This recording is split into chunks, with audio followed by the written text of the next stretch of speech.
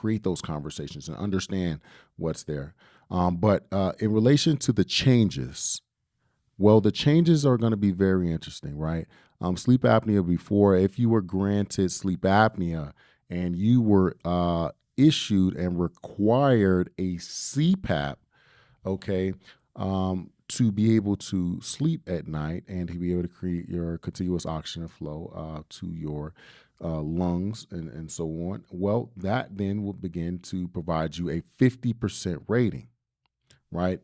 A lot of times it was off the back, right? A required CPAP, okay? A required CPAP would then generate that 50%. Well, now the proposed change is that is only going to provide you a 10% rating, okay?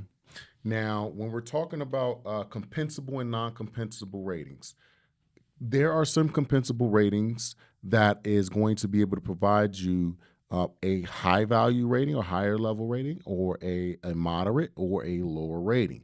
Well, in relation to CPAP, it looks as though that the CPAP, the sleep apnea condition is changing very drastically. You're talking about you're talking about from 50 to 0.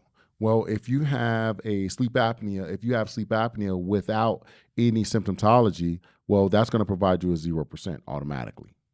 0% automatically. But now if you have a symptomatology that is providing you a CPAP, well, that's going to provide you 10%. So if you have other conditions, not conditions, symptoms of respiratory issues while dealing with sleep apnea, well, guess what? That is then can be intertwined or comorbid with the sleep apnea. Now it's only going to provide you that, but though it's only going to provide you that 10% rating, you want to worry about the symptoms, because the symptoms that and all their diagnoses along with those could get you to the 30% rating. But all in all, when I tell you, it's a lot more difficult to be able to get sleep apnea service connected and also to the 50% rating. It is going to be a lot more difficult this go around, based upon the proposed changes that are happening here in May. Okay, so with that being said, veterans, the change is coming. The change is now. Let's focus. If you have a sleep apnea claim, get it submitted. Get it submitted. Okay, but be very careful, because if you do have a long-standing ITF, intent to file, it could get you in a little bit of trouble. So at that point, you veterans would need to have to make a decision. If you need a little bit of expert help, or subject matter expert to be able to sort out some of the thoughts, again, allow us to serve. Allow us to serve. All right, allow us to serve, man. And we want to continue to give them continuous value, right? And, when we're publishing this podcast here, obviously you may be listening on a podcast platform and you're maybe 30 minutes into the video, right? Which is now we're going to give you some kind of real game here. Or you might be looking at YouTube and this is just a sleep apnea video. You might only be a couple minutes into the video and I'm giving you some game. And now it's going to be based on whether you looked at the thumbnail and it was good enough for you to click on, because, I'm hoping that Kenneth allows this little detail to be included in here. But for sure, it's definitely going to be included for our community members, right?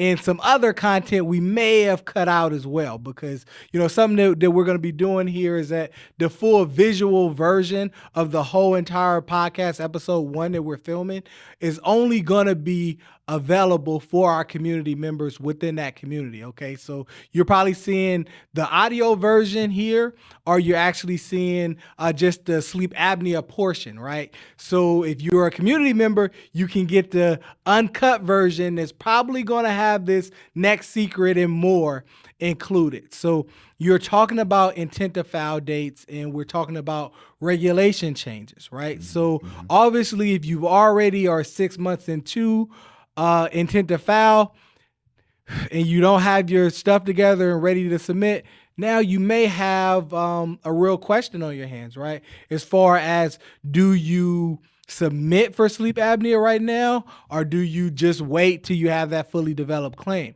However, for those viewers who may just be submitting their intent to file, they may have an option to go ahead and just submit that initial claim for sleep apnea, get denied, and then resubmit it, and that would grandfather them under that old legislation because they had a pre-existing claim, correct?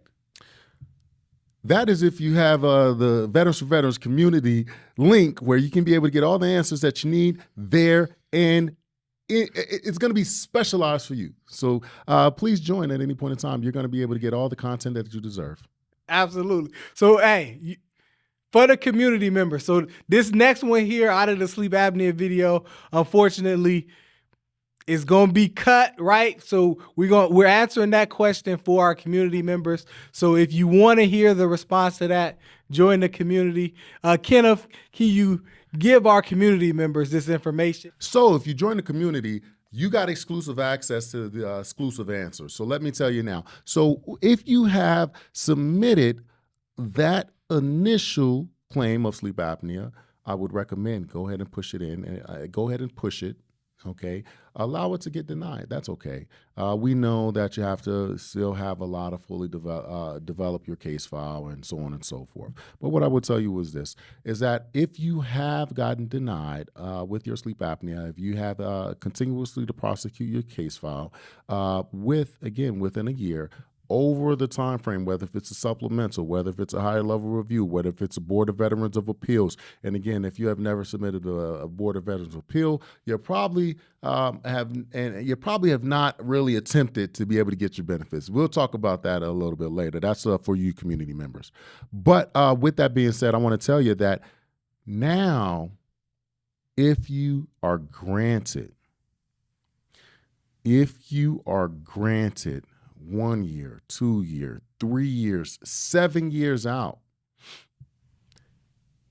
you are then going to be granted on the grandfather historical value of the CFR Part 4 during the time of your submission.